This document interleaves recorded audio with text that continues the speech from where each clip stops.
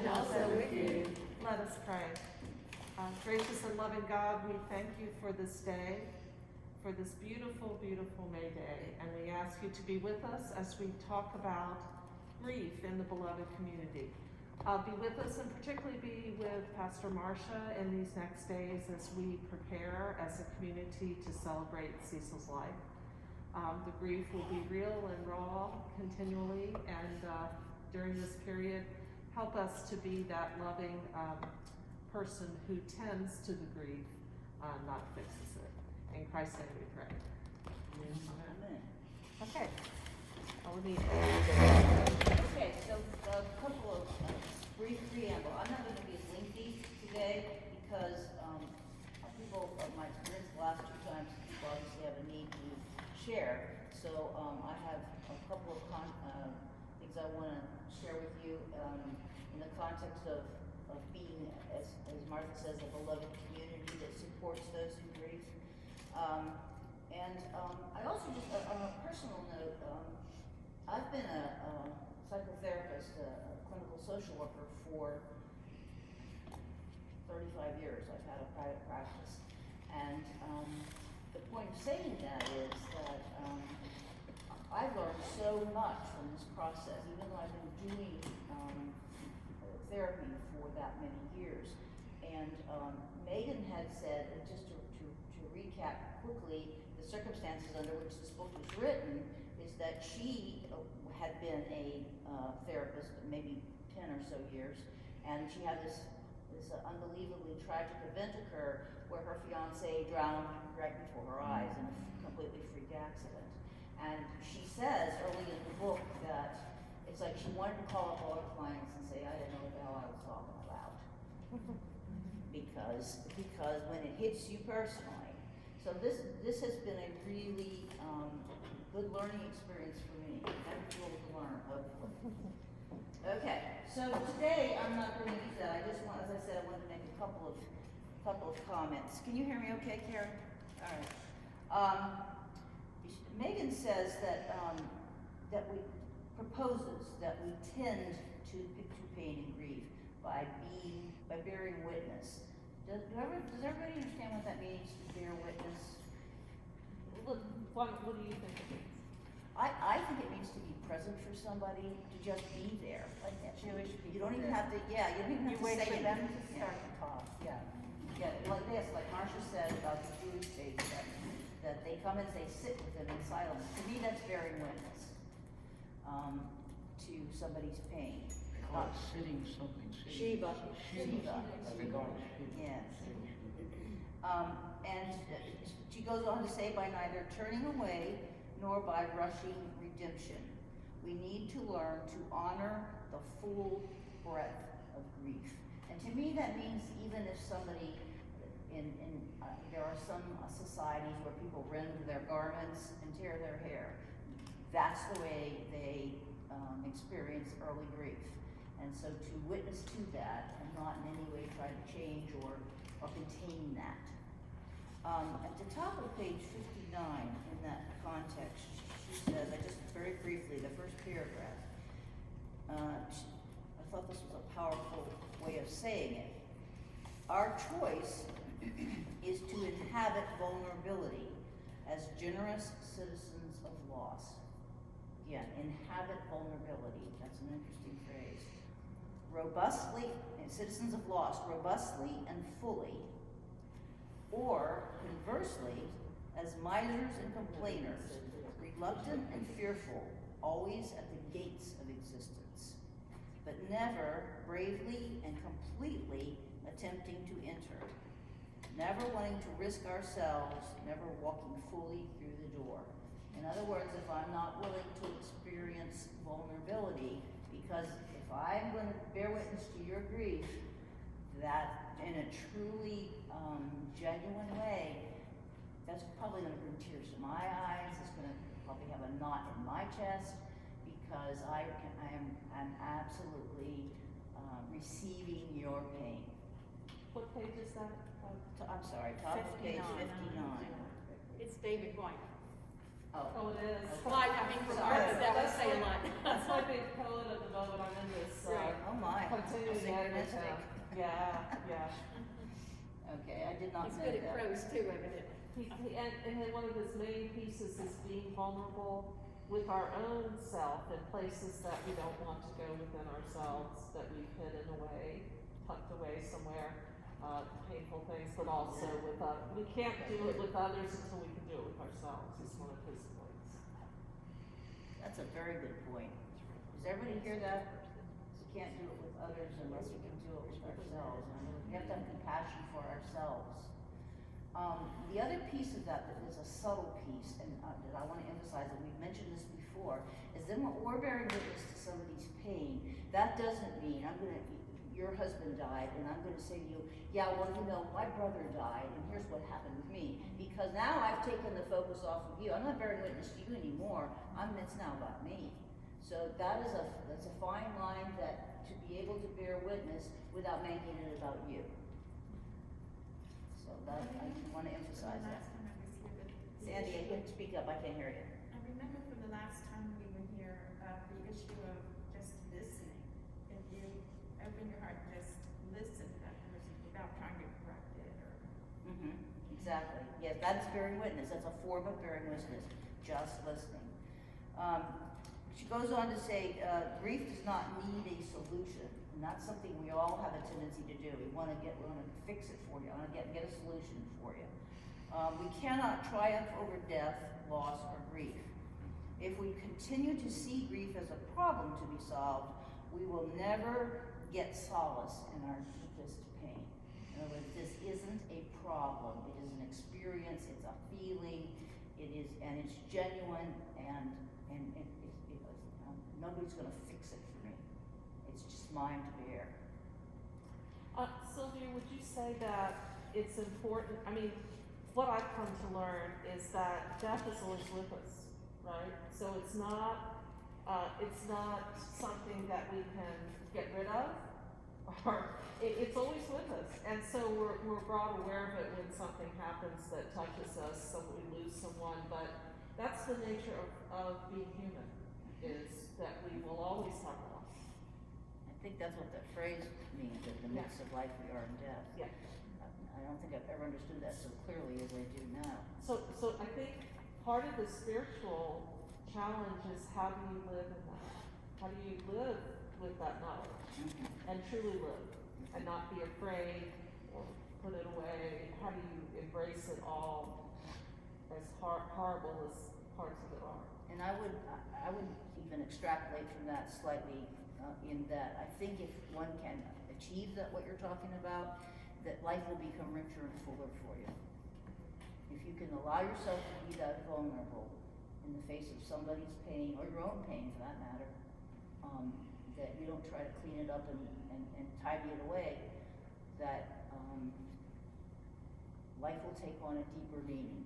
I really believe that. You know, those things that thinking that a person would carry in their heart about being lost or something like Can't hear that. you.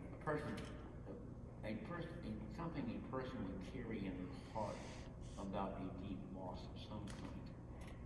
The problem in our culture is there is this fear, you see, of spilling your guts to somebody, even a close person, for the fear that they will discount it or not understand it. I've had that happen to me a number of times, and you think this person may understand, and they get over it, what you're blubbering about, that kind of, and that's so common in our culture. You're right. That brings me to a point I was going to mention at the end, and so I'll just mention it now, pertinent to what you're talking about, Jack, is at the end of the book, the last part 3 says, when friends and family don't know what to do. And that's a really, if you have the book, that's a really good part. It has a ton of practical things to do and say. So for example, addressing what Jack just said, you really want to be sure that the person that if you're going to grieve, I'm going to check out with Marsha if is it okay if I talk to you about what's going on with me in regard to that? So because and I'll get a sense as the grieving person in a very short amount of time whether her energy is receiving me or not. You see what I mean? So, or she's gonna try to tidy it up for me and get over it, then I'm not going to go there. That's not a safe place for me to go. So do look at that. Tons of practical considerations, things you can say and do, whether you're the grieving person or you're the person that's trying to be helpful. On page 202, near the bottom, I have highlighted, the human soul doesn't want to be advised or fixed or saved. It simply wants to be witnessed, to be seen, heard, and companioned exactly as it is. When we make the kind of deep bow to the soul of a suffering person, our respect reinforces the soul's healing resources, the only resources that can help the sufferer make it through. Yes. I love that. I have the Highlighted too. That's a really, that's true. And interestingly enough, again, I'm gonna extrapolate from that, it is not only in the context of grief that one can receive and just listen to somebody. You can do that in any arena in life. And believe it or not, I get paid to do that. And much of what I do is listen. They call active listening. When I was, remember early on when I was trained at my very first counseling class at Hood College in Frederick eons ago, said you listen, you square up, you make eye contact, and you listen. And that is a skill, and it sounds easy to listen. Oh, I'm just listening. What, my daughter once said, this is funny. She said, I can do what you do. You just sit and listen to me. I want to say something to Jack, because I think it's really important. That's why people often call me up and say, can I come and talk to you? Because they know the expectations that I will listen. And I'll listen to everything as hard as it is for you to hear, as hard as it is for me to hear some things. And I know Sylvia does that too, but it's really important, I think, and we learn as we go, that sometimes people who we think we're closest to are not able, because of their own grief and their own suffering, to be that person for us. So sometimes the people we expect to be by our right side are not able to, and so I think I'd be interested to hear what Marsha says about this, because I think sometimes like the person that's really closest to you, they're suffering too much to really listen. So it's important to your support team. It talks about your support team sometimes it's someone that, and I believe this is God's infinite love working in. It's sometimes people come to you that you would have never expected are going to be that person for you. But also, you just have to be careful, because when you're in pain and then someone kind of cuts you off or says something, it's even worse, So, what do you want to say about that? In this congregation, in my grief experience, two people who I didn't know extremely well, who I would have never expected in a million years, very introverted people, came and sat with me. Offered to do a few things, but they actually came and sat in my den with me when other people were scared of me because I had COVID myself. I was long since over giving it to them, but that didn't mean they weren't afraid. These two people came repeatedly and sat with me for a period of time, drank tea or whatever it was, and essentially sat Shiva because they weren't real talkative people. It really put me in my place of expectations of what gifts people have that you don't know about. These two particular people, it really surprised me. I appreciated it so much because I was so isolated and so alone. It was really, really touching to me that these two folks reached out to me in a very personal way. Kind of grace. Yes. I know people who do trauma work talk about this thing where someone you think might be open to you, and you start talking about what's going on with you, what you've lost, and they discount you. They call that secondary trauma. It's almost as bad as the first one, especially for people who are victims of sexual abuse, ladies and so forth. When somebody discounts a family member, they call it secondary trauma. Interesting. It's almost as bad as the original. I I think that would apply to your loss, Martha, when you're talking about the fact you lost your mother at a very young age, and what Jack's saying, secondary trauma was that is the adults in your life didn't really know how to handle that. Well, or said, don't talk about that, or, they're uncomfortable They talking. discounted, yeah. But, I thought the other thing is, the next thing we're gonna do is Henry Louis Gates, the Black Church. And one of the things that happens when you're working with, people of color is that things you say sometimes they call it microaggressions, but it's things that you say that you're not realizing are coming out of a place that will bring all the pain back of racism. So I'm gonna say a little bit about that at the end. We're kind of hitting some really hard issues that we don't like to talk about in our Bible study, but this is a good time to do it because we've been opened by the pandemic to that we have to do that. I did that one time at the Kensington. There's an African American fellow that works there. He's wonderful. And when I'm on room, I sometimes have some nice tea in the refrigerator, the family room down the hall, but that's locked. So I'll just ask one of the staff to go get it. So I was okay. I said, he's got that problem before because you have this iced tea down there. Could you fetch it? Oh, you step and fetch it. Not good. Not really. And I didn't say anything. I just don't ever say anything. Well, I mean, I kind of thought, I don't know just a word, but then I thought, it's like step and fetch it.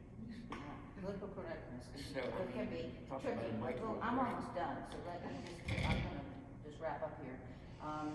So the new model of grief, which is what we're trying to emphasize today, is not about cleaning it up and making it go away, but finding the depth of love necessary to witness each other's pain, standing beside each other, in a world where you can say, this hurts, and have those words simply received. And I'm gonna read one more short paragraph at the top of page 63. It's actually part of a paragraph. She says, top of 63, we can love each other standing in the full knowledge that what we love will die. We can love each other knowing that feeling the other's pain is a sign of our connection, not our doom. It's terrifying to love one another this way, but it's the way we need to love. And I'll stop with that.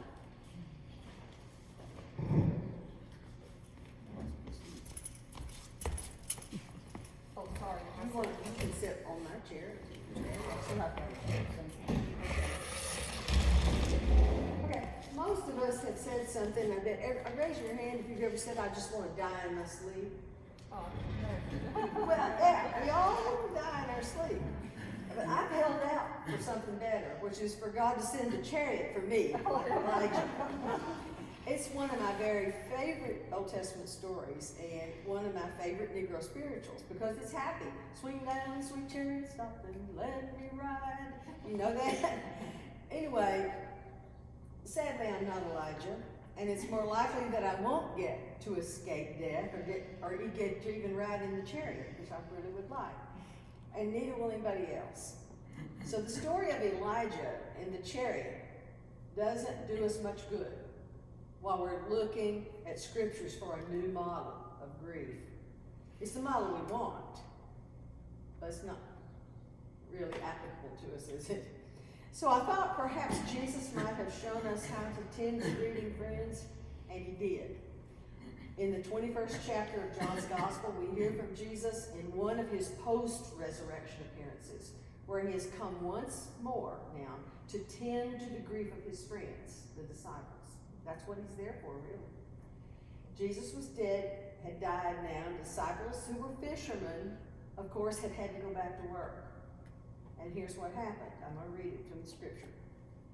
Just after daybreak, Jesus stood on the beach, but the disciples did not know that it was Jesus. Jesus said to them, "Children, you have no fish, have you?" They answered him, "No." He said to them, "Cast the net to the right side of the boat, and you will find some." So they cast it. And now they were not able to haul it in because there were so many fish. That disciple whom Jesus loved, that would be John, said to Peter, "It's the Lord."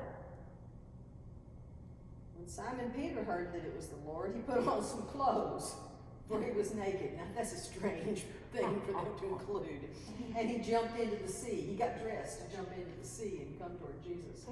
But the other disciples came in the boat, dragging the net full of fish, for they were not far from land, only about 100 yards off. When they had gone ashore, they saw a charcoal fire there, with fish on it and bread. Jesus said to them, "Bring some of the fish that you have just caught." So Simon Peter went aboard and hauled the net ashore, full of large fish, 153 of them.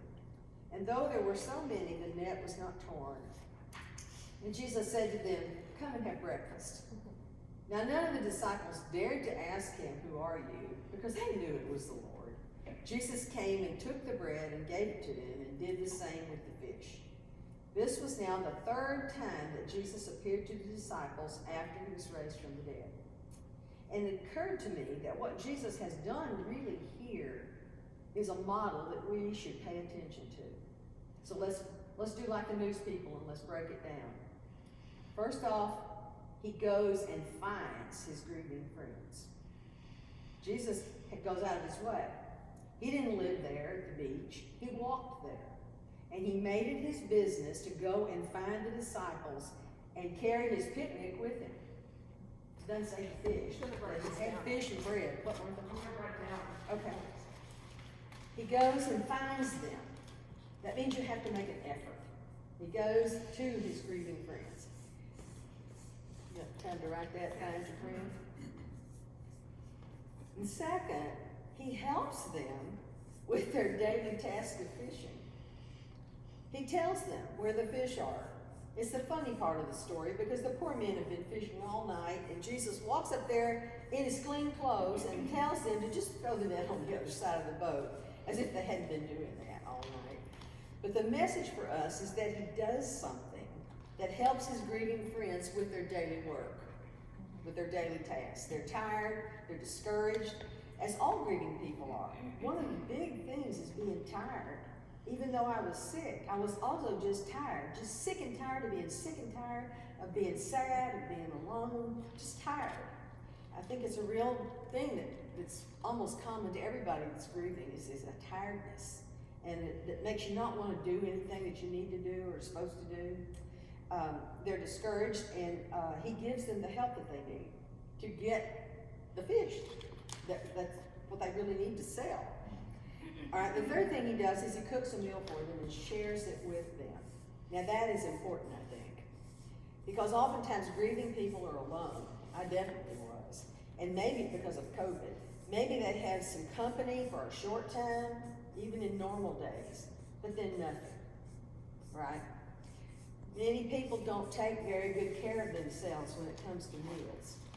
Now you all wouldn't believe that of me, because I cook all the time. But I don't think I'm worth cooking for. So when I'm by myself, I'll heat something up or I'll eat an egg. That's always my fallback, because I don't want to eat by myself. I just try to kill a hunger pain. It brings me very little enjoyment. Occasionally something might bring me some enjoyment. I remember I was really hungry for Southern food, and Rebecca Beasley, who's a soprano from Mountainside Baroque that always stays with me, she's in Dallas. And she called Cracker Barrel here and had them deliver to me a family thing of meatloaf and mashed potatoes and gravy and green beans and cornbread and stuff, and a pecan pie. And I remember, even though I had food, but when I was opening that, my hands started shaking like a starving dog. I wanted that meatloaf so bad, I was just it was pitiful. It really was. And I can cook anything. That's what's so bizarre about it. But grieving people don't want to do it. And they don't take care of themselves over the long haul sometimes. So what Jesus did, he didn't just drop them off some ham and potato salad. He cooked it right there and had it with them. And I think that's really important. He shares it with them. Because it's not just the food. It's not just killing the hunger pain. The food is important, but the companionship, the time, the effort, the visit, to stay long enough to eat with somebody for the person is priceless. And I think that's what Jesus did. Yeah, and It's part of that Shiva model. it's almost, because you don't leave the person. Now, that was complicated with Because of COVID. But, you know, we're creative, human beings, so we found some ways to take care of that. But that was probably part of the problem, but, because of fear. But yeah, I think that's really important.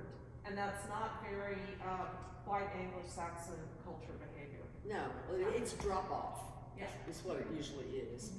Thinking that people are gonna have a lot of company. Or that they might not, that I don't wanna bother them in their grief. Yeah. You know, I think that's what it is. Yeah. I mean, there is a respect for, they may not want to. Yeah, but, so that's. Why would what's you make hard. that assumption? Because you. That they'd Well, rather be because alone if or I'm- treated. Because if I'm upset, I wanna be in a fetal position in my bed, and I don't wanna have to talk about it. Who said that? Me. That's what Lynn would want. I'm trying to hear you, I'm Oh, sorry. okay. You said that. Yes, I don't think and it's probably my life experiences, and I could be going to you for months and find out what it is, but it's not comfortable for me to deal with it, and maybe it was the example set by my parents when they lost their child, that there was not, I envy the black church when they can just wail and be exaggerating with how they feel, because that was not what we did. My daughter even today calls it, and she's 37, being English. It's proper, it's, A little bit buttoned down and buttoned stoic. down. I had a great grandfather who came to the dining table every night in a jacket, a Yeah. suit jacket. So you were not going to cry and wail and do it. So it's just interpreting how to reach someone through your own experiences, which is why we need this class to show us how to do Well, it. and I'm glad you brought that up, because Yeah. that is my tendency when I'm upset. I don't necessarily want somebody, I would almost feel, if I want somebody, I will reach out and ask them. But otherwise, I could imagine, if my husband died, not wanting a bunch of people in my house cooking food and doing all that, but that's just me, because I'm a highly introverted type of person. Well, and you would click in to think I should entertain these people, Yes, Yes, I would have to be washing dishes or whatever. Yes. Yeah. Well, yeah, that's something to get over, is that when you have people in your house, that someone else is gonna be doing the putting it all together. I guess I just wanna share that night that, Cecil died, we went back. Martha and I went back from the hospital. We after went right that. back to the hospital, and we had the list of people to call, and I remember that Brian was at home, and Brian was like really wondering what was going on, and we got back, and Marsha immediately went and said, well, we need to eat. So she started making Well, it was something. 6:30 or Yeah, something. you started making, I think we had bacon, lettuce, and tomato, and anyway, you were over there doing something, and I called Brian, and I said, well, Cecil's died, and he said, well, and then we had to talk a little bit about that, but then he said, well, what are y'all doing? And I said, well, we're gonna make the calls, and we're gonna have something to eat, do you wanna come over? Because I wasn't sure how he was gonna feel. He goes, yes, I wanna come over. And he came right over, and he was a little out of his element, because we were doing all the stuff that we kind of used to doing, and it was scary to him. I think it was, he was kind of, We had our list of the calls to make, and he couldn't figure it out. How come we were so organized with this thing? but the thing is that we needed to be together. Right. And for me, I tend to be, I wanna go in the room and get on my bed and put the cover, the down comforter on, and just have the dog there, and everyone stay away. But our time together has really challenged me and taught me that's where you need to be with people, even if it's really hard for you, because what will happen is you'll just continue to withdraw and then it's hard to get out of it. And so, I actually, because I knew Marsha is such an extrovert, I knew that I needed to be with you and hang out with you more than I would probably need someone to hang out with me. Right, just 'cause I needed really- more than a lot of people, and Yeah. COVID caused it to just be terrible. Martha and Brian were the only ones that were coming to my house besides the nurse. That was it, and it was awful. My children weren't here, Nobody was But we here. kind of got into a little pattern of having tea and. Yeah, we'd have tea and Martha would wash clothes and run the dishwasher, wash my hair. But you know, we kind of just, I wouldn't say that's something I ever was taught to do. But because of the circumstance, we just started doing this. Mhm. And it just was, it was so life-giving for me, in a way, although we were all grieving deeply. So, I'm kind of curious, do you have more things you want to say? Tiny bit, let's see. Yeah, say what you're gonna say, because I wanna see what you all, if you all, those of you that have experienced this. I just have one more little Yeah, short paragraph, what you couple think about sentences, it's just a wind up. So when we visit and spend time over a meal, I was gonna say, more healing can happen. I think that what Jesus is showing us in this story is, he knew his disciples were gonna start asking him questions. Here he was, I mean, this is a post-resurrection experience, right? And he's cooking, and obviously his body doesn't look like it, because they keep saying, they knew it was Jesus, but they weren't gonna ask him who he was and all that. So I think he probably looked different in his post-resurrection existence, because there's always that, they knew it was Jesus, or maybe after he broke the bread, they knew it was Jesus. You know, there was some reason why he was different in some way. But he showed the depth of love for them to witness their pain and anger. He showed up anyway, knowing he was going to have to face a world of questions. You died, and you've left us here with this mess, and you know, just like me, I'm mad at Bubba right now because of all these tools I'm having to deal with, and guns, and coin collections, and crap that I don't want, never did want, didn't know about, all this stuff. So that he was going to have to deal with, Jesus knew he was going to have to deal with their pain, their anger, their questioning, all the things that grieving people need to talk about that you don't want to hear, or a lot of people don't want to hear, and that's the bearing witness part, right? So I think, I'm going to repeat that sentence you read, finding the depth of love to witness each other's pain, anger, and sadness. It's not pretty. Have you all ever heard the phrase ugly cry? People say that now. I don't ugly cry. I hardly cry at It's all. on your nose, it's running your. Yeah, I do not ugly cry.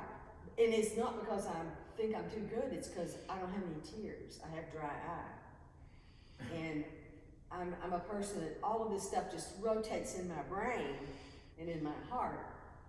So you think I'm okay. But I'm not.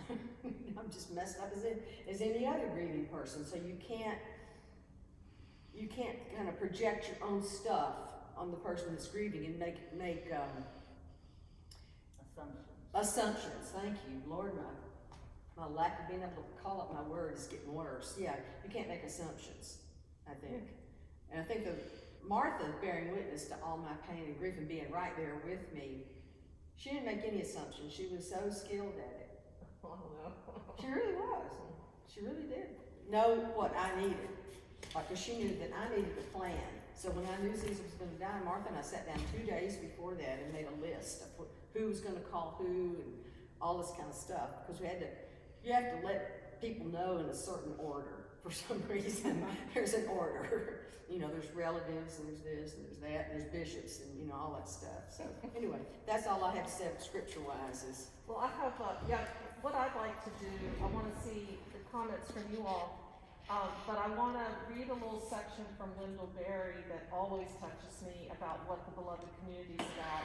And then I want us to talk about the funeral, the celebration of Cecil's life, and I want to talk about, of course, love you all to come, 11 that Saturday, but what is really important and what we're doing and what Marsha's designed, because I think it tells you something about some of this.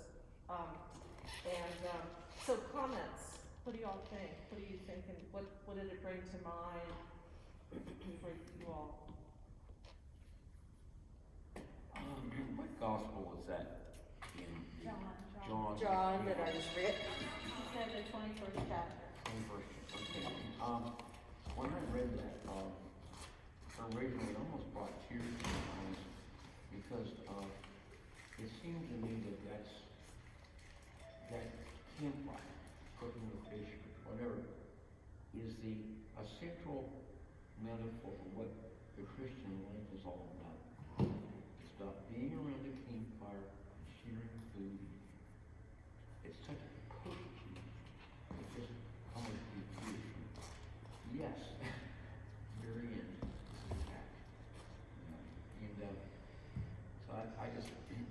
wanted to share that, Marsha talked about that, and came back to me, my response to reading that. I've had many campfires, and I cooked much food at campfires, and maybe that's why it resonated with me so much, and it was that sharing. The other thing is, when Marsha was talking about, being tended to in such a way by, Martha and her husband, I was thinking of that John Donne writing, and maybe part of the poem, maybe it's the whole poem. No man is an island. No man is an island unto himself. Each man is a piece of the continent, a part of the main. Each man's joy is joy to me. Each man's grief is my own. Europe be washed away, but as a clod be washed away by the sea, Europe is the less. And in a manner that a friend's or thine own work, therefore never sin to know for whom the bells it tolls for you. It just brought that right to mind. Coming in, Brian coming in. But isn't that's so contrary to American culture, Oh, God, yes. right? Because we're thought to, I always thought in my grief, the most important thing for me was to achieve and to, make something of myself and have all these goals. And, I did feel like it was, me, if I didn't perform and, move up the ladder or whatever I was doing, then, all was lost. And that was kind of a reaction to the grief for me. Some people go off and do other things, completely give up, but I went the other way, and that was not healthy either. So, but I thought I was an island. That was up to me. So other thoughts? Yeah. It's interesting, the concept of companionship. My husband died in October, and initially, COVID did not help, obviously. No, it made everything It worse. made everything worse, but to me, companionship at that point was just a friend bringing over soup and leaving it at my door, or somebody calling me up, periodically to see how I was doing. And that was all I could cope with for the most part, the first, month or so. That was all I wanted, all I needed. Definitely got solace from doing the chores, by the way. I didn't need help with the daily chores.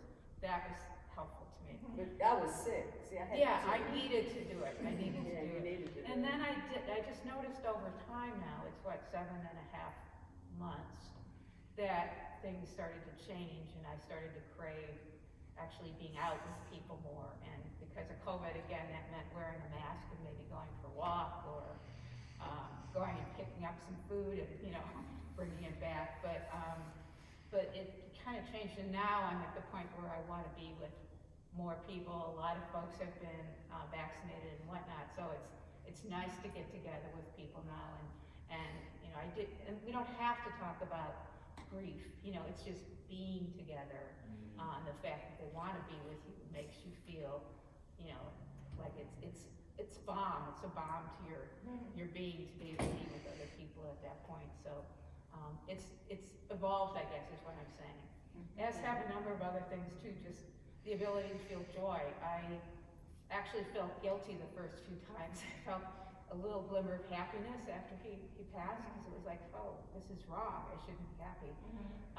Just little things like seeing a flower or something like that. And now I feel, that's evolved over time. Joy sneaking in a little more all the time, to where, I can appreciate things and still know my grief is there, and, but deal with it a little better. So, just some thoughts. Yeah, so everyone has their own timetable. Yeah. There's no, that goes back to the Elizabeth Kubler-Ross, there is not, and I guess you said, Sylvia, she later in life said, or maybe that's in the book, I wish that I hadn't, put that there were these stages, that you're supposed to go through to complete grief. But everyone's kind of different, and grief will come back. I think one of the challenges I've noticed with my mother-in-law is that her husband died when she was in her 50s, and some of her dearest friends who were couples didn't know what to do with her because they were kind of couples together. And so I think that's a really hard transition, and I think it talks in the book sometimes, there's certain, you know, and that's another grief on top of it, is you don't kind of have their companionship in the same way, and they're uncomfortable, and they don't, you know, like when their friends were Nordell and Randy, when they would have grandmother over, they would, you know, were afraid, should they talk about Eddie, should they not, you know, so that's a whole other, and that's kind of a grief, because Yeah. certain friends You change. feel almost homeless because, Yeah. you know, that person was home to you. Yes. So you're kind of wandering in the desert for a while. Well, actually, in the sermon, homily, I'm gonna talk about the sense of home. I don't wanna start crying now. Maybe I should cry now, so I don't cry on Saturday.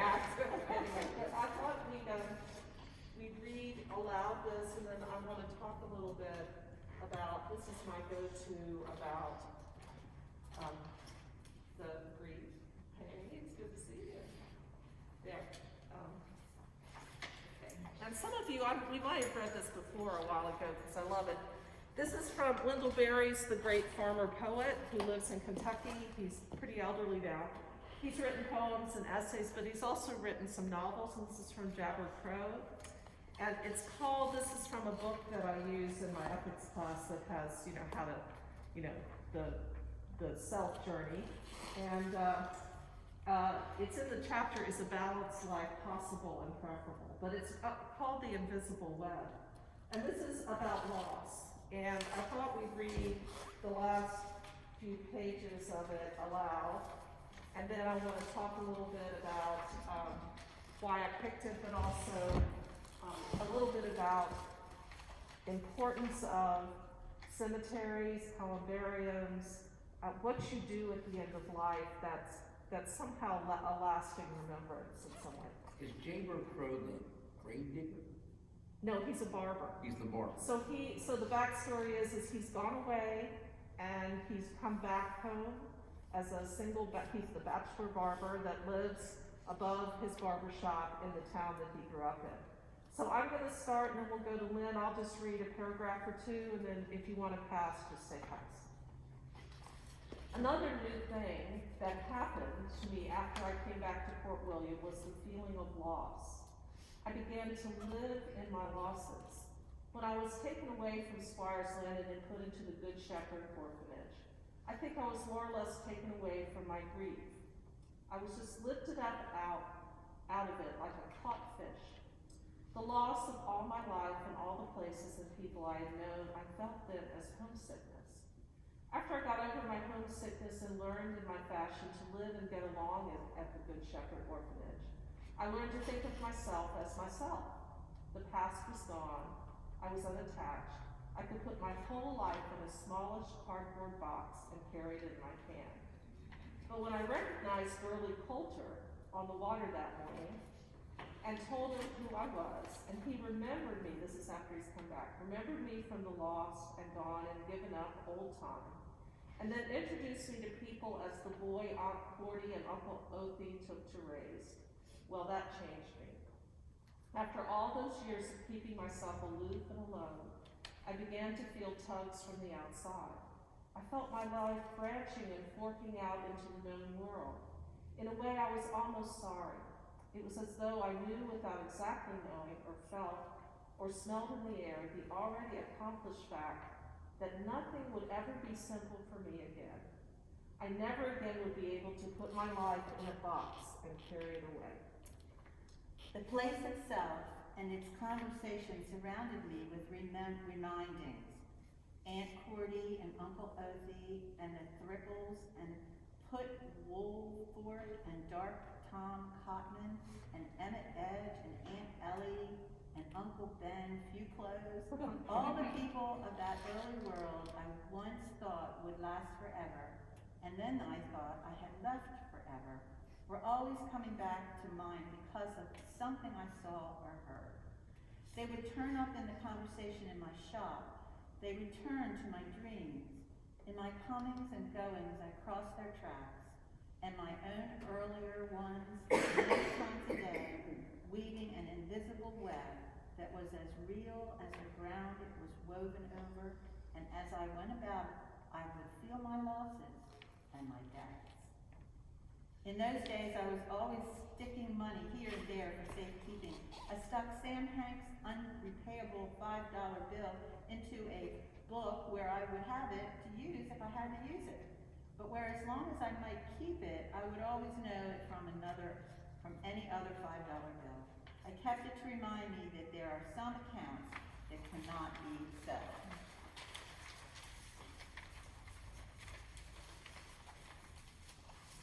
With that in mind, I walked for the first warm Sunday morning. When it came, I left town early.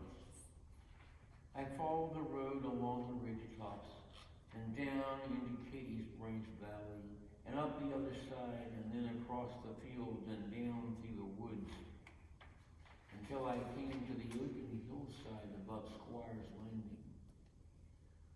Just at the wood's edge, where I could look down at the house and the store and the other buildings, I found a good sitting place and leaned my back against a tree. I sat there a long time. I looked at everything and remembered it and let my memories come back and take place. I don't believe I was exactly thinking. My mind was too crowded and too everywhere touched. What would come, came. The child I had been came and made his motions out and about and around, down to the store, down to the garden, down to the barn, up to the house, up to the hen house, across the river, and Uncle Offie's John boat, and up the river in the buggy, over the Thripples, up to Port William on Sunday morning, down to the river to see the steamboats land and unload and load up into the woods, weaving over the ground a web of ways, as present and as passing as a spider's webs in the grass that catch the dew in the early morning. All my steps had made the place a world and made me at home in it. And then I had gone, just as Aunt Cordy and Uncle Offie had been at home and then had gone. And like a shadow within a shadow, the time came before my time to me. I was old enough by then to know and believe that the old had once been young. Once Aunt Cordy had been Cordy Quayle, a pretty girl. There had been a day when Uncle Offie and Aunt Cordy had come there, young, just married, to begin their life at the landing, to have their pleasures and to endure what had to be endured. There had been a time before they came, and a time before that. And always from a time before everybody knew of time, the river had been there. From my sitting place where the woods stood up at the edge of the pasture, I could see the river, risen a little, swift and muddy from the spring rains, coming down a mile-long reach above the Willow Run Bend, swerving through the bend and coming on down past the landing, carrying its load of drift. And I saw how all the peace, it was how never-ending, always coming, always there, always going.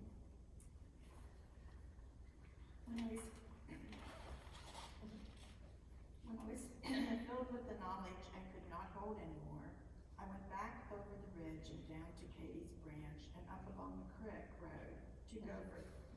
I went to the site of my parents' house, our gone, and my father's shop gone. The place overgrown with young box elders and elms and cedars and redbuds and all the manner of weeds and vines. I pressed in amongst the tangle and stood by the still standing chimney and thought, this is my home itself. There I began. I thought of my young parents, Iowa and Rupert, my few memories of that place came to me, and I felt the presence of memories. I could not remember. I remembered so plainly that I could hear the sound of hammer shaping metal on the anvil. The hammer blows muted at first on the heated soft iron, and then ringing clearer as it cooled and hardened. The sunlight now lay over the valley perfectly still. I went over to the graveyard beside the church, and I found them under the old cedars. Uncle Othie and Aunt Cordy, Iona and Luther, and around about were quails and cottons, proudfoots, and pig pens. My mother and Aunt Cody's people. I am finding it a little hard to say that I felt them resting there, but I did. I felt their completeness as whatever they had been in the world. I knew I had come there out of kindness, theirs and mine.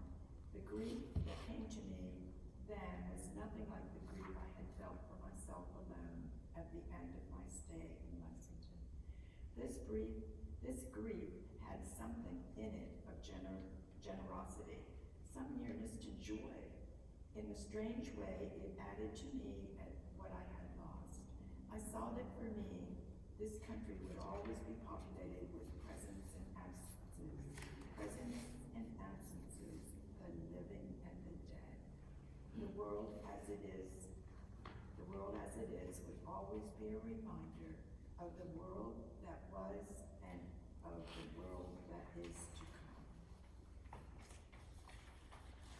So, I always cry when I read that last piece, because, cemeteries, now cemeteries are not, they are important, but maybe 100 years ago, people on Sundays would go up, and Rose Hill was designed that way, and have picnics with the beloved, right? Even though it was their bodies or ashes that were buried there, it was a way of being with them. And the early Etruscans, the early centuries ago in Italy, the early Etruscans would spend time in the catacombs and the graves, and and it was part of their life. And there's something lost when people don't go to the cemetery. And I was with Norman Matheny the other day, and I was saying something to her about Bill, her husband, who died probably 3 or 4 years ago now. And it was a very hard death, a long death. And she says, well, I go up to the grave and I talk to Bill. We have a little talk, and I go once a week, and I sit there and I'm with him. And for some people that's really important, but I think there's something about the cemetery and the things that we're going to be doing with Cecil's ashes in these next times. It's important that they're nearby where we can sense it, I think. And often cemeteries now, you just kind of go to the cemetery, you get it done. But there's something really important, I think, about that. So, thoughts? And last thought, Marsha's, after we do everything here, you're going to make that trip to Sweeney, right? And so all those big pens and Aunt Cordelia's and Uncle Orphe's are going to be all there. They'll be there, yeah. Yeah. Well, I was thinking, when you read about the river coming and going in the future, there's a novel by Herman Hesse called Sid Autra, which is about the life of Buddha. And in one place, Sid Autra, Buddha, comes to a river, and he sits there and looks at it, much like Jaber Crow might have been looking down at the river, and says, the river flowed and flowed, yet it was always there. It was always the same, yet it was always new. That describes God to me. Well, it describes how our life is. I think we do start thinking about when someone we love has died, we start thinking about all these things. So, I wanted to just, Marsha, if you wouldn't mind, What is it you want me to do? to take us through the funeral and what we're doing afterwards, and I'm happy to help you. But I think you've really thought about why we're things that you do are really important, and I want to just kind of add some to pastorally. So we got the Jesus example of, and the Jewish sitting Shiva to find your grieving friends, help with daily tasks, share the meal. Companionship is really important, and it is still important in the liturgy. So say a little bit about, because I've been looking at the bulletin, all these pictures of Bubba, what we call Bubba. So, it's bringing it all back. Well, funerals for me, I've been to way too many that I felt like when I was attending were generic. I loathe a generic funeral and I will not do one. I meet the people as much as I possibly can. I try to get senses of the people, and a lot of pastors do that, but generally I also collect things that were indicative of them. Like when Sandy, my secretary at St. Paul's, died, she was a quilter, and a lot of other things as well, but I used her quilts as liturgical paraments. I mean, they were the altar frontal, and they were the frontals, all this kinds of things. But for Bubba's funeral, I think it's what Martha wants me to talk about. It was really important to me to make that, because we had to wait so long, it takes on a different importance for me than it did before, because it has been terrible for me not to have a funeral like I always do. So I really wanted to make his, speak of him, and also of me and my theological position. Because I'm a liturgical scholar, so I'm going to do my best for anybody's funeral, but for Bubba's it has to be a blowout. Yeah. So the way I crafted the liturgy was to start with where we are in grief and solemnity. So the preludes are all that. And Bubba loved a composer, an African-American woman that lived in the early 20th century named Florence Price. He just adored her music, and he bought CDs and gave them to Brian and everybody because he discovered her and he loved her so much. So I found a movement in one of her piano sonatas that Joseph Youngin, who is the piano instructor at Frostburg, is going to play for us. It's just stunning. But then I also have people that he loved very much singing. So Jana is a mezzo-soprano from Baltimore that has stayed with us for ever since. Oh, she predates Bubba. She has stayed with me since 2011, and she's going to be singing. And David Cook, who you all know, is going to be singing, and he's kind of very dear to me as well. I feel like I helped raise him up from a student. But so they're the three things in the prelude. But then the first hymn, I wanted to be something everybody knew, and that was a theological statement about death. And so that is Love Divine, All Love's Excelling, because it speaks, pay attention to the words of the hymns, people, because they're speaking what I want to say. And the whole last stanza is talking about your being now that you've died. You're asking God, finish your new creation. We are his new creation. I'm about to cry now. I never cry. No, you got it. Okay, so, and then we move from that. I mean, we're following the liturgy, but everything that we put in there is specifically chosen. It's not just because it was somebody's favorite something. I tried to put things that spoke what they needed to speak and still be all the genres of music that Cecil loved, which he liked so many, and even some I don't like, which you'll hear at the reception. Oh yeah, we got to the Eagles. Yeah, we have the reception will be music most likely that will have some things in it that I don't care for. The Eagles. Yeah, the Eagles, for What is instance. Florence's last Florence Price. So Yeah. you can all look her up. Yeah, you can look her up. She's a very wonderful, wonderful person that's been forgotten. Yeah. And so then when I got to thinking about eulogies, usually when I do a Wait, you funeral. gotta do this.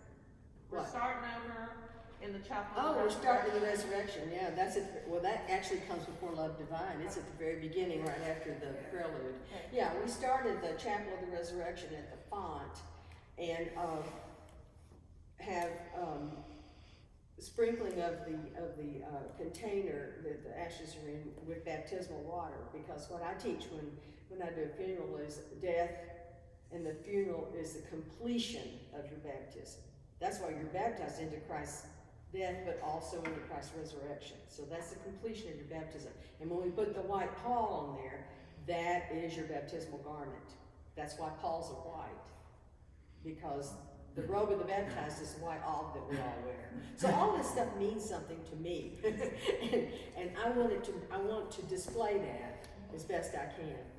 So after that, and we have the procession to the Love Divine. Then we go into the readings, and every reading speaks of something that I think was part of what Cecil's contribution in life was and his personality. So we have 3 eulogists, and one of them will be Ryan, his pastor at St. Paul's, and he'll talk about his faithfulness. Well, that man was faithful. He was there every time he was supposed to be, and many times during the week. The candy dish is full now, the secretary says, because she kept it for him. And then the next reading will be about friendship, and Brian Kelleher, Martha's husband, was a very dear and close friend to him. They were just like that. So that happens, and then there's a scripture in between each one that tells what that is. And then the last one is, you know, Amy Moyer, she's the director of the food bank, where Cecil shopped all the time and delivered boxes for them all the time and stuff like that. And she's going to talk about service. And then Martha has the gospel, which is the gospel scripture is, "Come, you blessed of my Father, inherit the kingdom prepared for you. Because I was hungry and you gave me food, naked and you clothed me." All those things that they've already talked about. And then Martha will speak. And then the offering won't be passed as we would in a usual sense, but we will note in the bulletin that there will be an opportunity at the door to give money to the food bank that he loved and supported so much. And then all this time, I'm not doing very much, but I am going to celebrate the communion. It's a scripted prayer that I know, and I'm very comfortable in that role. And Martha will be standing by if I'm unable to talk, but I think I'll be able to talk. And there will be 2 solos by Jana and David Cook during communion, "Abide with Me," and I can't think what Jana's is, "Wondrous Love," the Appalachian tune. And then we have "Leaning on the Everlasting Arms," which comes from Cecil and my Baptist background as children. We went to church together, and this will be very rip-roaring. Do you all know that? Yes. Okay, so we're singing that. And then at the very close, we have what's called a commendation, where we commend Cecil's ashes to God. And then Jana will sing 2 things. "All of Us Go Down to the Dust," which is right there in the liturgy, and the other one is "Into Paradise May the Angels Lead You." It's actually singing to Cecil. And then we have this glorious hymn anthem that everybody will participate in, that will have brass and timpani and cymbals and everything, speaking to the resurrection. That's how it ends. Now, one thing I left out with the prayers, Brad and Amy Armiento are going to do the prayers, and it's going to be done with a Negro spiritual musical thing with the prayers interspersed in there that a friend of mine actually wrote based on "Fix Me, Lord." Y'all may not know that, but that's a tune. So that's pretty much taking you through it. And then there's fried chicken.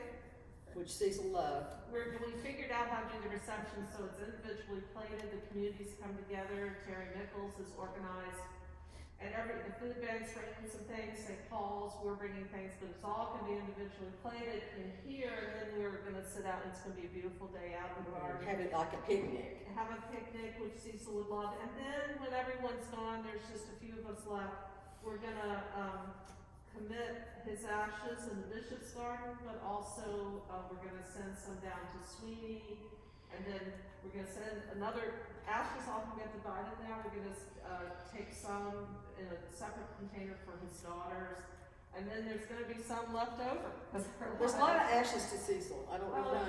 And so I'm doing that piece, and often, you know, it's a good idea if someone other than the grieving person do that piece, and, then we're gonna put some in the pandemic memorial garden. I'm just gonna dig a hole, and Edie LB has come up, Cecil loved birds, and she has this little stone branch that has little birds sitting on it, and we're gonna put it Put there. that beside where we're gonna bury some of his ashes in the So- garden.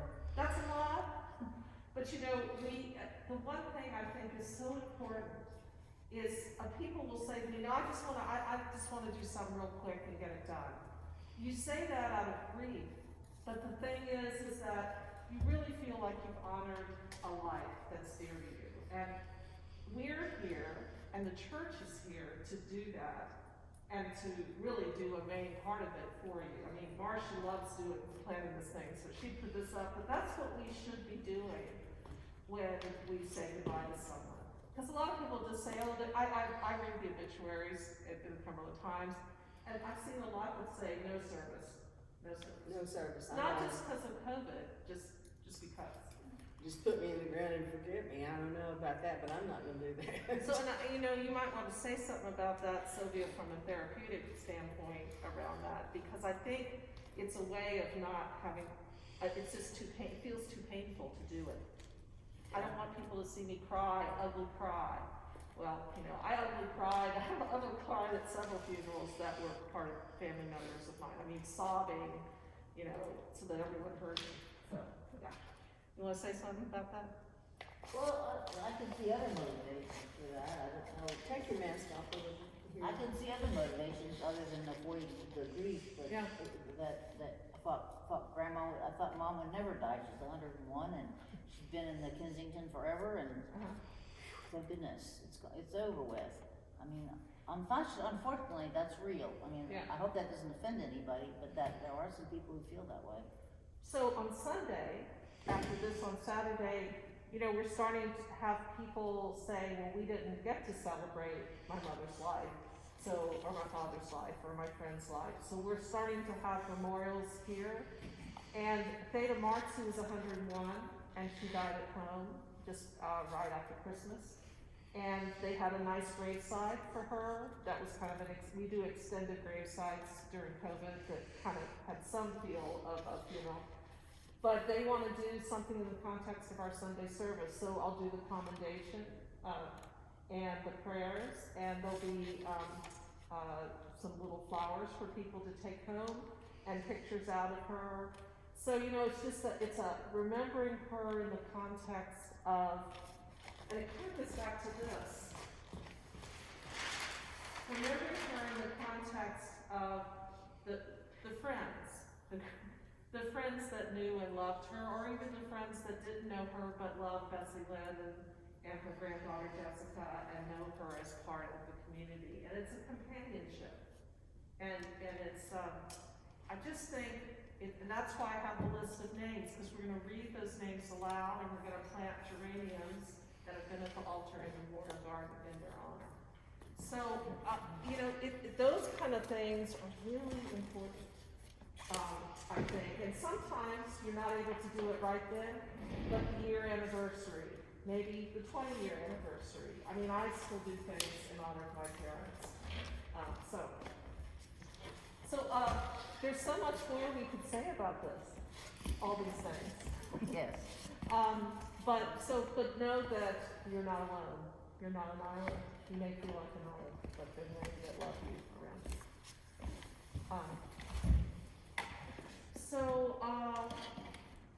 I want any further comments on this? I know there's a lot to say, but that you really want to share with us. I think this is interesting. Sorry I came in late, but you know, we're getting ready to plan a memorial for my mom, and we're bringing family together. And there's some grave plots in Frederick at Mount Olive, so it's gonna be kind of cool to go there. But Is this your mom? yes, so you know, there's cousins and people in Frederick that knew her for a long time, and I don't know those people. So it's about them sharing part of her life. I mean, even though it was a difficult relationship, there were some beautiful parts about her, the artistry and stuff. So it's going to be nice to have some family members and really honor instead of just like, oh, she's gone, that's okay. But, you know, I think it makes a lot of sense to really have a moment to pull together and cohesive moment. It's a part of our memories too. Yes, Sandy? Can I just say, I brought Gail with me, because she's had a few things happen recently. Well, first off, her father died, and that was about a year ago. And then her husband, he lost both of his parents in a week. You saw that in the paper, yeah. Yeah, and so, there had to be a funeral and all of that stuff for him. But I know the one thing that happened with her was this exhaustion Yeah. at the end. And she said she just laid in bed and cried all night, and, from the exhaustion and glad that it was over and dealing with it. So, I thought that was kind of unusual. It's not often that parents die within a week of each other. Yeah. But, Well, that happened to my great-grandparents, yeah. Yeah, it does happen, sometimes, but the other thing is I've noticed sometimes in your life, I remember back when my father died, there were several, my husband's father died within 4 months of my father dying, and then someone else that I knew died, so things, It's coming through. sometimes things come in threes, but it also teaches you that, life is, life is just always full of these things, and so sometimes the best response, I think, is just go to bed and cry for a while. I mean, that's just part of there's nothing wrong with that. That's just part of what worked for you, right? And she had beautiful funerals for them. Yeah, oh, that's wonderful. Yeah. I'd just like to make a comment. We talked a while back about the cemetery, and I've learned so much from my grandson about importance of that was an important thing to me. My husband and I had selected a place, and we got 3 plots because we just kind of knew that we were gonna probably lose him, but it's on the way to school. And my grandson just recently said, Grandma, I want you to get really bright colored flowers, because now that the grass is growing, I can't see, I like to see where he is. And I just feel like I learned from him. It's not scary, it's nothing, it's just please make sure you get bright things so I can see. For a long time there was no grass and there was hay or whatever, straw that they put over top. But now they asked us to remove things. We don't have a stone yet, so there's not a vase or anything, because they're cutting all the time. And he said, well, when you get to put them back, please make sure you get something bright. And I felt like I was being kind of weird to go. And here on his trip to school, he's checking it out every day. Which is.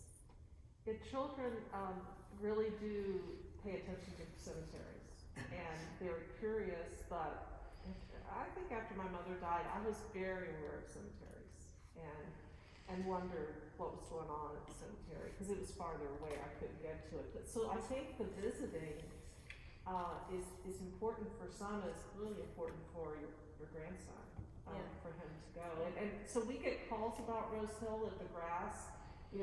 It's a big thing, and it's a hard cemetery because of the hills to cut, but sometimes it gets away from us in a couple areas just a little bit, but we get calls, and now you hear why those calls, people are disturbed because they can't, it's like you want to continue to honor, that's a way of honoring the person you love, is keeping the grave in good shape. Yeah. Rose Hill is just down Fayette Street, and there's Catholic Cemetery on the other side. That's where ours is. Yeah, it's easier to see those because when they trees, yeah. Well, thank you for sharing that. So next time, We're gonna start, this book, and we're also gonna watch parts of the documentary each time. This is the companion, book to the PBS series it's a two-part series from Dr. Gates on the Black Church. This is our story, this is our song. And we're gonna meet 3 times, kind of in our group, and then we're gonna probably open it up to a Zoom discussion with a more diverse, group.